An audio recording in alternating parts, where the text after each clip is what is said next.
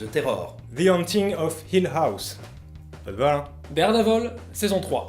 Barry. The Affair, saison 4. C'était pas évident de réussir à adapter un récit qui déjà est passablement volumineux, extrêmement précis et qui jongle entre plein de genres. Eh bien, non seulement ils ont réussi, mais en plus ils l'ont très bien fait. Et moi j'apprécie particulièrement la finesse avec laquelle le show arrive à passer de l'angoisse à la pure terreur, d'un récit sur le mythe, sur la légende, à l'humanité et à tout, comment toutes ces valeurs s'entremêlent. Et en cela, je trouve que c'est une brillante réussite. La baffe intégrale. Le fantastique naît des troubles intérieurs des personnages, que ce n'est jamais qu'une allégorie de ce qu'ils vivent en eux, de leur trauma, de leur névrose, des cryptes familiales. En plus, même si c'est un peu emprunté, je trouve que sa mise en scène est carrément géniale. Hein. Mais en plus, surtout, la plus grande qualité, c'est que pour moi, c'est l'œuvre qui m'a probablement fait le plus flipper depuis au moins, 20 ans, quoi.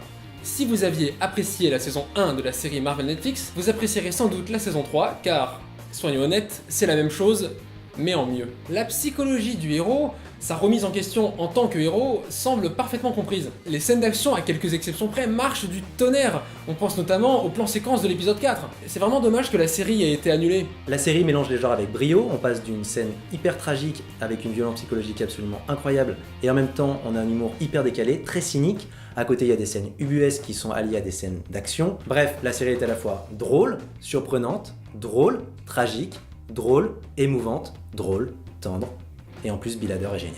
Oui, The Affair a des défauts et cette saison a des faiblesses. Mais pour moi, ça reste une des séries les mieux écrites actuellement. Dès qu'il s'agit d'exprimer le mal-être des personnages, de mettre en scène leur solitude et leur pulsion autodestructrice, je trouve que c'est brillant. Bien sûr, les acteurs continuent à être extraordinaires, et il suffit de se souvenir de l'épisode 9, tétanisant d'une puissance hallucinante, pour se dire que cette série reste de très grande qualité. Maniac. Pause. L'attaque des titans, saison 3. Devilman Crybaby. Devilman Crybaby. Maniac était une des séries que j'attendais le plus cette année et elle ne m'a pas déçu. C'est une petite perle déjantée intemporelle, particulièrement dépressive, parfois très drôle, souvent très émouvante. La série est extrêmement riche au niveau de ses thématiques, au niveau de ses personnages. En plus, il y a plein de clins d'œil en permanence pendant toute la série. La mise en scène de Cary Fukunaga est géniale. Et à côté de ça, le duo Jonah Hill et Emma Stone fonctionne parfaitement. Ils sont hyper attachants.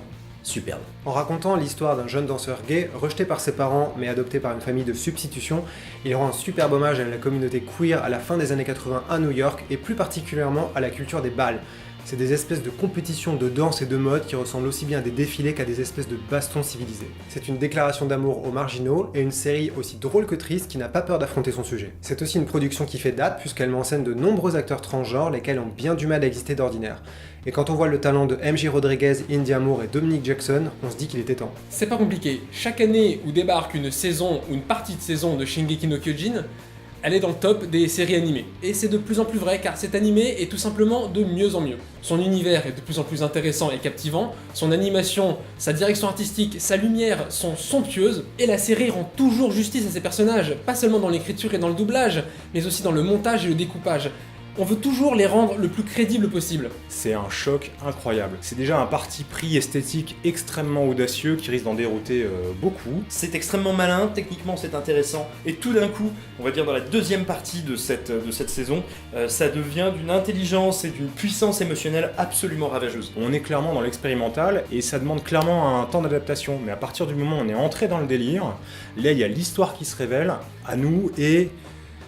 c'est incroyable. Je vais pas essayer de vous analyser ça en 15 secondes, tout simplement parce que j'en suis encore un petit peu soufflé. Je vous dirais simplement qu'il y a une direction artistique qui est dantesque et un impact émotionnel que je trouve ravageur. Et si j'y repense un peu trop longtemps, je vais à nouveau être incapable de trouver mes mots. Ça parle de la société actuelle, de nos rapports aux réseaux sociaux, de la frustration qu'on a, de la société libérale, capitaliste, inhumaine.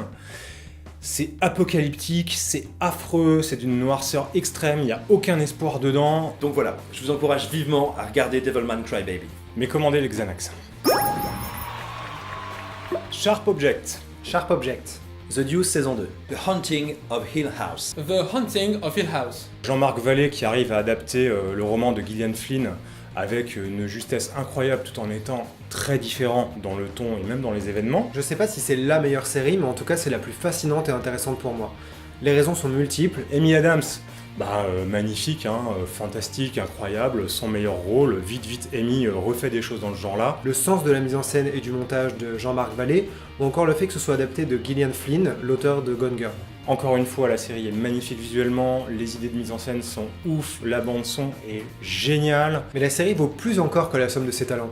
Elle transpire la moiteur de cette ville, elle colle à la peau de cette Camille qui est un personnage génial. Donc voilà, Sharp Objects, s'il n'y avait qu'une série à retenir cette année, oui, c'est celle-là, quoi. Et entre cette atmosphère envoûtante et un vrai talent d'écriture, il y a là l'un des objets les plus puissants de l'année.